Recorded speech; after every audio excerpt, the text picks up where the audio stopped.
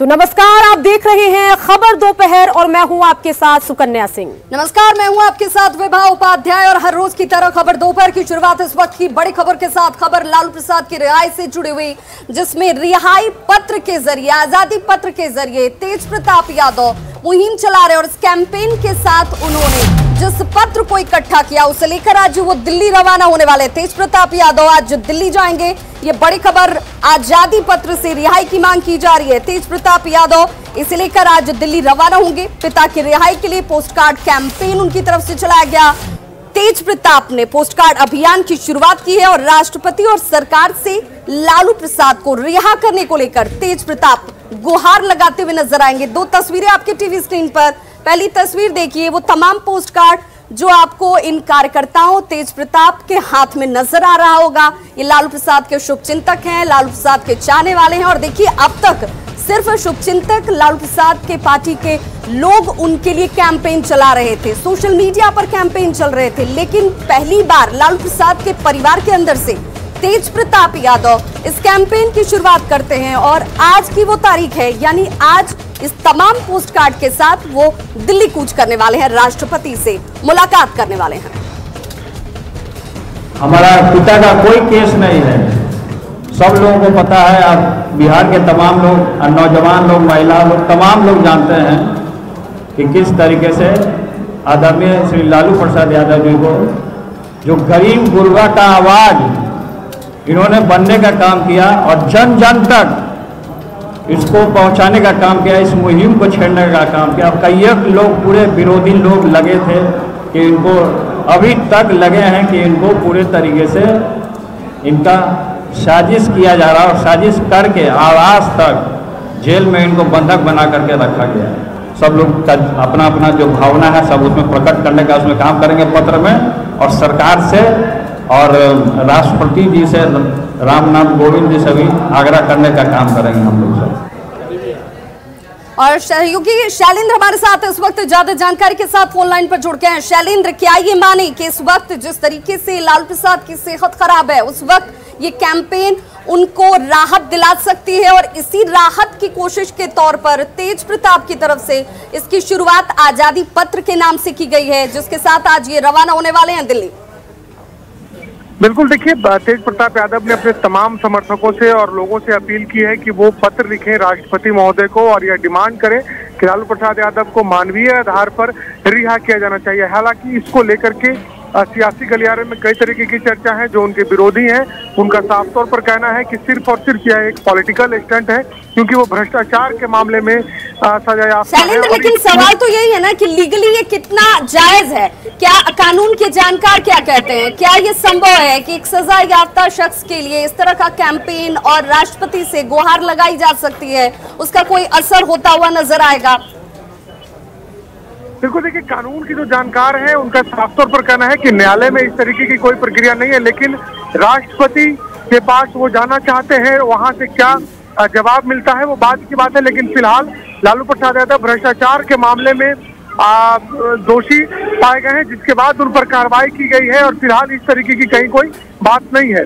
लेकिन दूसरी ओर यदि हम सियासी गलियारे की बात कर लें तो सियासी गलियारे में इस बात की चर्चा है कि लालू प्रसाद यादव के जो पुत्र हैं वो पॉलिटिकल स्टंट कर रहे हैं इस पूरे मामले पर, और इस तरीके के मामले की कोई गुंजाइश फिलहाल नहीं दिखाई दे रही है और कहीं न कहीं राजनीतिक तौर पर फायदा लेना चाहते हैं। हालांकि तेज प्रताप यादव ने एक बड़ा मुहिम चलाया है और इस मुहिम के जरिए वो चाहते हैं कि ज्यादा से ज्यादा लोग जुड़े, और उन्होंने देश के जो बड़े नेता हैं उन लोगों से भी अपील की है, यहाँ तक कि राहुल गांधी से, प्रियंका गांधी से, अखिलेश यादव से, तमाम लोगों से उन्होंने ये अपील की है और कहा है कि वो इस मुहिम के साथ जुड़े ताकि वो अपने पिता को बाहर निकाल सके। और उन्होंने कहा है कि राष्ट्रपति को सारे लोग पत्र लिखें और पत्र लिख करके यह मांग करें कि मानवीय आधार पर उनके पिता को रिहा किया जाए। जी बिल्कुल। शैलेंद्र, इसके अलावा ये जरा बताइए कि अगर हम तेज प्रताप यादव की बात करें तो कभी लालू वाले गवई अंदाज, कभी लालू स्टाइल में भाषण देकर, और अब की अगर हम बात करें तो लालू के रिहाई के नाम पर रोकना चाहूंगी इस वक्त शशि भूषण कुमार मंगलम हाईकोर्ट के वकील हैं, वो हमारे साथ जुड़ गए हैं। सर, आपसे ही जानना चाहूंगी, क्या ये कानूनी तौर पर, वैधानिक तौर पर संभव है और इसका इम्पैक्ट होता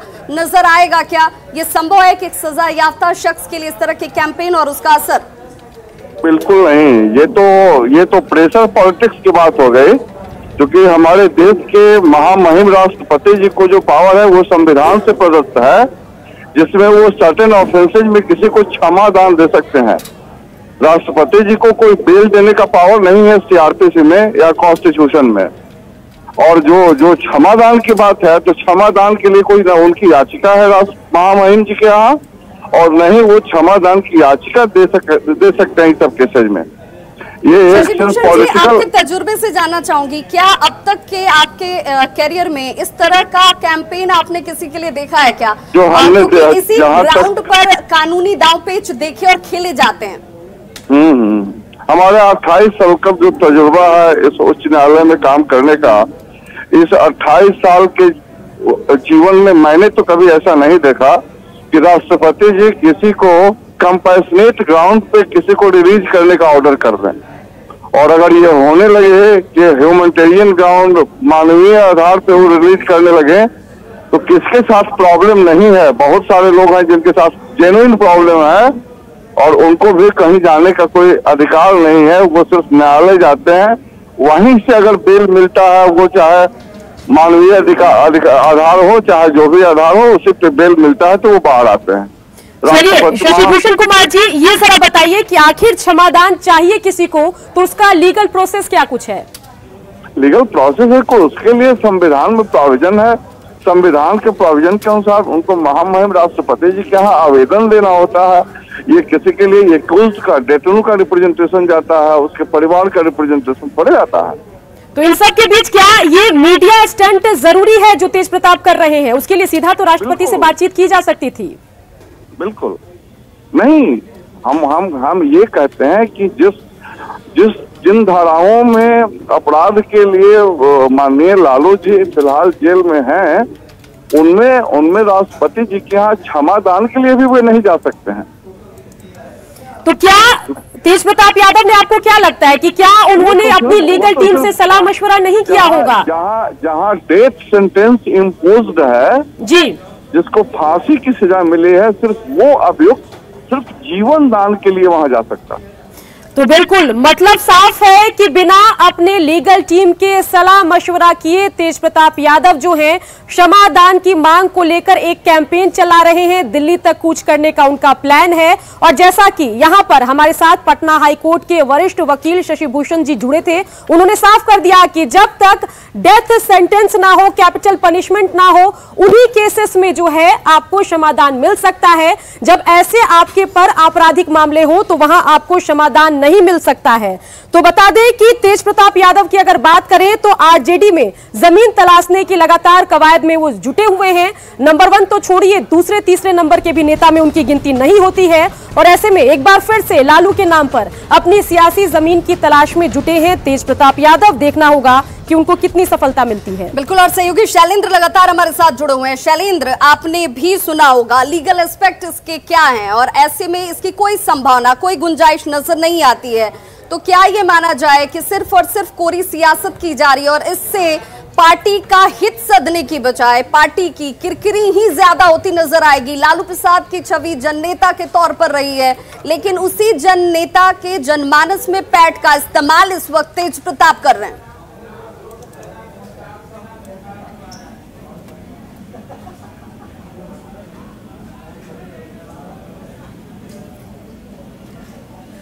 तो लगता है हमारे सहयोगी से हमारा संपर्क स्थापित नहीं हो रहा है। फिलहाल बड़ी खबर यही कि पिता की रिहाई के लिए देखिए तेज प्रताप की तरफ से ये आजादी पत्र, और इस पत्र के साथ आज वो प्रेशर पॉलिटिक्स की कोशिश सीधे तौर पर कर रहे हैं। ये कहना है वरिष्ठ वकील का, पटना हाईकोर्ट के वरिष्ठ वकील है, उनका कहना है कि राष्ट्रपति के पास क्षमादान का संवैधानिक अधिकार है, वो भी उन केसेस में जब आपको डेथ सेंटेंस सुनाए गए हों। लेकिन इस तरह के मामलों में जहां पर किसी को सजा याफ्ता घोषित किया गया हो, दोषी करार दिया गया हो, जेल में सजा काट रहे हो, और ऐसे में उनके लिए बेल के लिए या क्षमा के लिए राष्ट्रपति के पास पहुंचने का कोई औचित्य नहीं है और कानूनी विधान भी इसे लेकर कहीं से कोई नजर नहीं आता। तो चलिए अब बात करते हैं भारतीय जनता पार्टी की, जहां बीजेपी का आज समारोह है और जिसमें कई बड़े नेताओं ने बीजेपी का दामन थाम लिया है, कमल अपने हाथों में थाम लिया है। और अभी आपको हम पूरी लिस्ट भी बताएंगे कि आखिर वो कौन से नेता हैं जो बीजेपी के खेमे में आ गए हैं। तो इस वक्त की अहम खबर आपको बता रहे हैं। और अगर इस खबर की बात करें तो सीताराम यादव, जो कि लालू यादव के करीबी माना जाते हैं, उन्होंने बीजेपी की सदस्यता ली। वहीं पूर्व विधायक नगीना देवी, कांग्रेस नेता अनीता यादव, पटना की डिप्टी मेयर मीरा देवी, पूर्व डिप्टी मेयर संतोष मेहता के अलावा कई नेता आज बीजेपी में शामिल हुए। और इस मिलन समारोह में बीजेपी, जी हां, बिहार बीजेपी प्रभारी भूपेंद्र यादव, सांसद सुशील मोदी, मंत्री राम सूरत राय के अलावा कई दिग्गज नेता मौजूद थे। एक बार जोरदार तालियों के साथ ये जो भी सांसद हमारे ज्वाइन किए हैं, पूर्व विधायक नगीना जी, हमारे वर्तमान विधायक गायत्री जी, मंच पर उपस्थित हमारे मित्र भाई मोतीलाल प्रसाद जी, मंच पर उपस्थित सभी सम्मानित हमारे नए परिवार में आए सदस्यगण, मैं अपनी ओर से और पार्टी की ओर से आप सबों का हार्दिक स्वागत करता हूं, चंदन और वंदन करता हूं।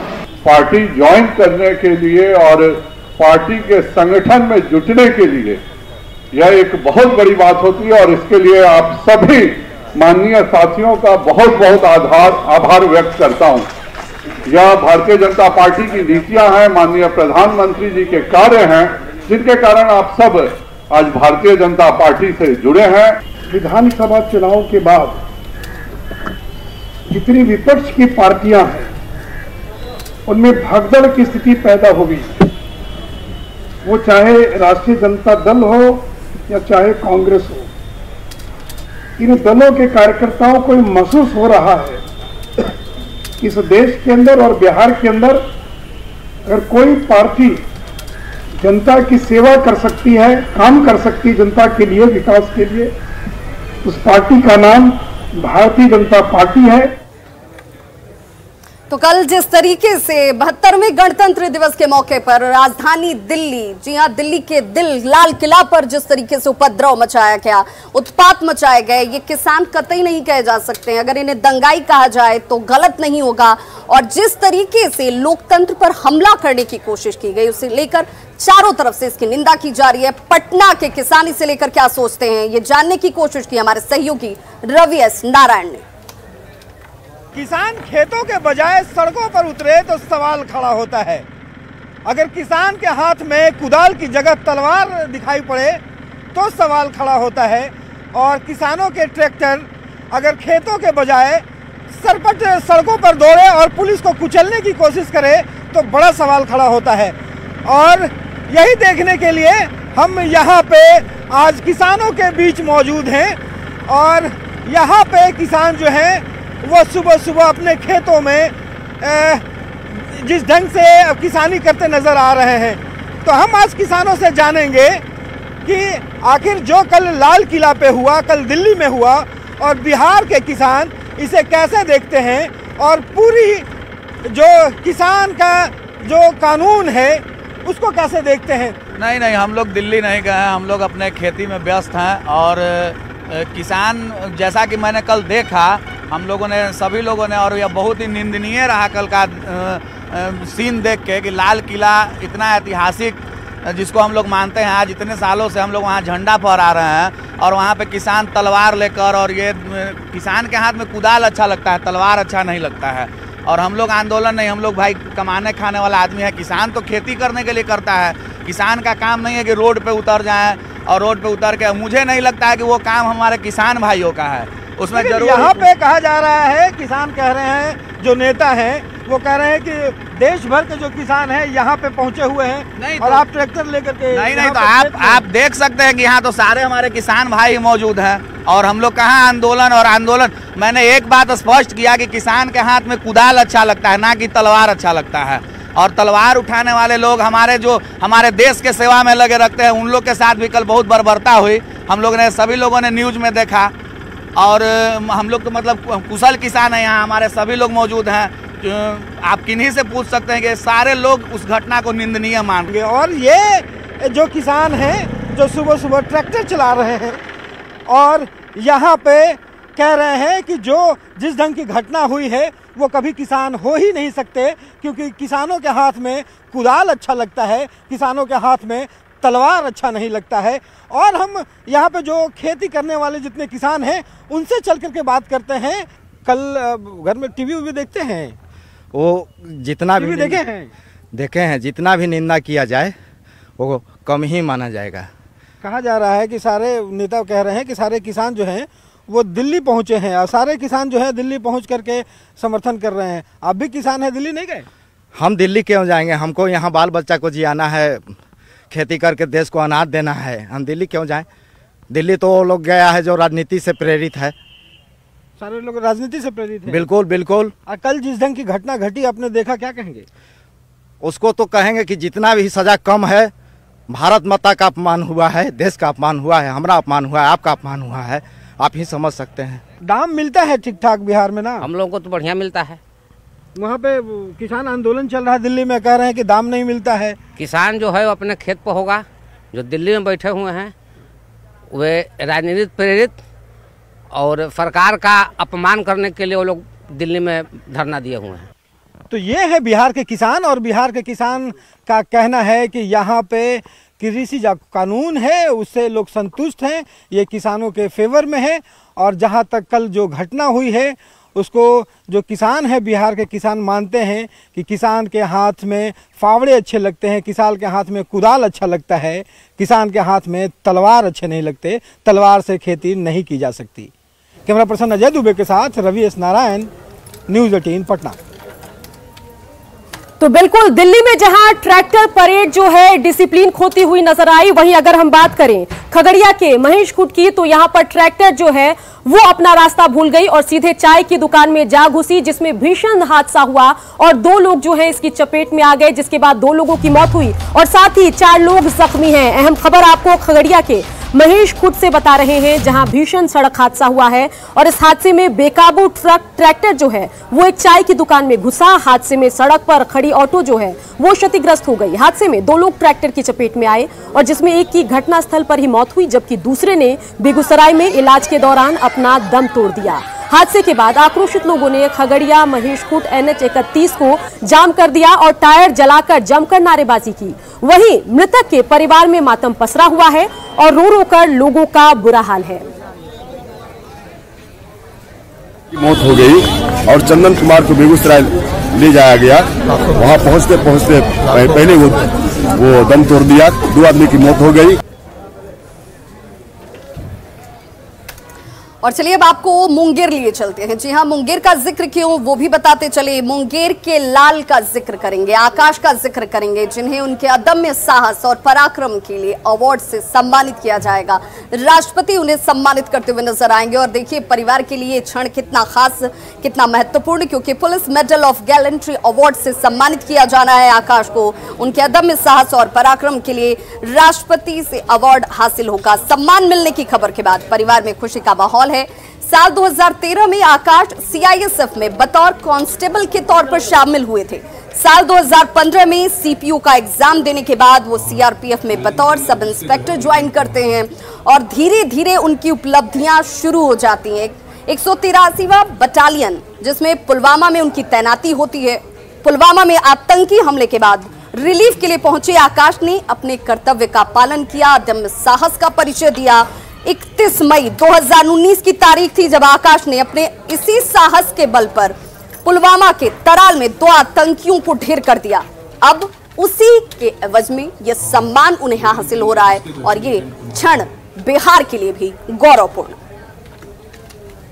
इस्तेमाल करते हुए अपनी टीम के साथ हमने नेतृत्व किया और दुश्मन को मार गिराया। तो बाद में वो पता लगा कि हाँ ये सारी चीजें होती हैं, तो काफी अच्छा महसूस हो रहा है कि जो जैसा कार्य करता है बल में उसको सराहा जाता है। हम बहुत खुश हैं और मेरे घर वाले भी बहुत खुश है इस चीज के लिए कि मेरे हस्बैंड इतना बड़ा अवार्ड दिए हैं इतने अच्छे काम करके।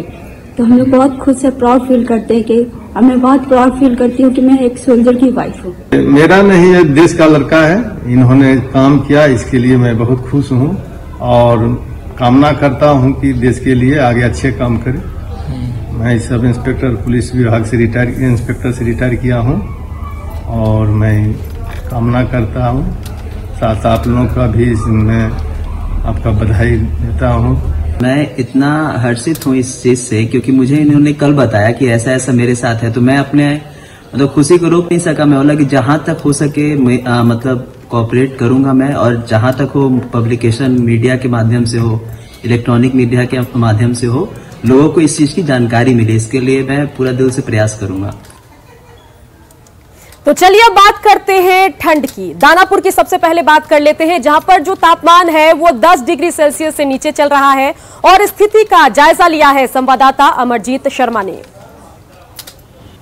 सर्दी का सितम जारी है और लगातार पारा गिरता जा रहा है। मौसम विभाग के अनुसार आज न्यूनतम तापमान 8 डिग्री दर्ज की गई है, वहीं अधिकतम तापमान 21 डिग्री दर्ज की गई है। ठंड का एहसास लोगों को बढ़ता जा रहा है। ऐसे में लोगों की परेशानियां भी बढ़ गई हैं। आइए उनसे बात करते हैं कि आखिर उनकी लोग किस तरह से परेशान हैं। लोगों से हम बात करते हैं, किस तरह से ठंड में परेशानी होती है? बहुत परेशानी है। क्या ये कौन सा महीना है और इस महीने में ठंड कैसा रहता है? माघ है, माघ में पाला गिरता है। पाला गिरता है। इस महीने में कितनी ठंड रहती है? बहुत है, बहुत है। 10 साल पहले की बात करें, अब की बात करें तो पहले तो और ज़्यादा था, अभी कम है। अभी कम है। तो लोगों के अनुसार पहले ठंड ज़्यादा थी, अब कम है। किस तरह की ठंड में परेशानी होती है? भाई ड्यूटी जाने में प्रॉब्लम होता है। और क्या होता है, अब देखिए ड्यूटी नहीं जा रहे हैं, आग ताप रहे हैं। लोगों को ड्यूटी जाने में परेशानी होती है और ठंड का एहसास भी होता है। लोग कम ही घरों से निकलते हैं, बिना काम से नहीं निकलते हैं। तो परेशानी ठंड की वजह से बढ़ी हुई है। अगले 2-3 दिनों तक यही हाल रहेगा। दानापुर से न्यूज़ 18 के लिए अमरजीत शर्मा। तो दानापुर की तस्वीर आपने देखी, जहां पर ठंड से सभी हलकान है और ठंड इस कदर प्रचंड है कि जीना लोगों का मुहाल हो गया है। चलिए आपको कटिहार की तस्वीर दिखाते हैं। हमारे सहयोगी सुब्रत गुहा ने रेल यात्रियों से बातचीत की, उनकी परेशानी को जानने की कोशिश की, क्योंकि अगर ठंड का सबसे ज्यादा असर कहीं पर है तो यातायात पर, और इसका सीधा असर रेल सेवा पर भी। बिहार में ठंड के ठिठुरन के बीच हर दिन कई तस्वीर अलग अलग जिले से आ रहा है। इस बीच ये कटिहार रेल मंडल के कटिहार जंक्शन है। आप देख सकते हैं धुंध के कारण ऐसे तो रेल परिचालन पूरी तरह प्रभावित है। कोरोना के कारण अभी तक रेल परिचालन सामान्य नहीं हो पाया, लेकिन कुछ हद तक ठंड के कारण भी रेल परिचालन प्रभावित हुआ है। इस बीच यात्रियों की जो रोजाना यात्रा है वो भी बड़ा परेशानी भरा सबब होता है। देख सकते हैं खुले आसमान के नीचे इस तरह से लोगों का जो ठिठुरन है वो इस तरह बिताने के लिए मजबूर है। इसके पीछे कई कारण हैं। यात्री एक तरफ वेटिंग रूम में तो व्यवस्था किया जाता है, लेकिन व्यवस्था को लेकर कई दिक्कतें होता है, जिस कारण लोगों को इस तरह से जीना पड़ता है। इस बीच लोग क्यों इस तरह से ही कर रहे हैं? सर्दी के सितम से सभी लोग परेशान है। ठंड का पारा लगातार मतलब ठंड बढ़ते जा रहा है और यात्रा करने में थोड़ी दिक्कतें हो रही है। खास करके ट्रेन का भी विलम्ब से चलना, या कुहासे के कारण, ठंड के कारण और कुहासे के कारण जो ट्रेन काफ़ी विलम्ब से चल रही है, जिसके कारण लोगों को परेशानी का सामना करना पड़ रहा है। वेटिंग रूम वगैरह में क्या व्यवस्था है? चूँकि यहाँ पर जो वेटिंग रूम है उसमें आरक्षण के यात्री ही उस पर सिर्फ रह सकते हैं, जो आरक्षण की यात्रा करते हैं, और जो जनरल लोग बोगी में यात्रा करते हैं उनके लिए यहाँ पर वेटिंग रूम उस तरह का नहीं है, और जिसके कारण हम लोग को यहाँ पर वेट करना पड़ रहा है। पर ये एक बड़ा गंभीर विषय है, क्योंकि आरक्षित यात्री ही वेटिंग रूम में रह सकते हैं। इस बीच ठंड में खुले आसमान के नीचे इस तरह का सर्दी का सितम को झेलना अपने आप में एक बेहद बड़ी परेशानी है। सुब्रत, न्यूज़ 18 कटिहार। और इसी के साथ इस बुलेटिन में इतना ही। आप बने रहिए न्यूज़ 18 बिहार झारखंड के साथ।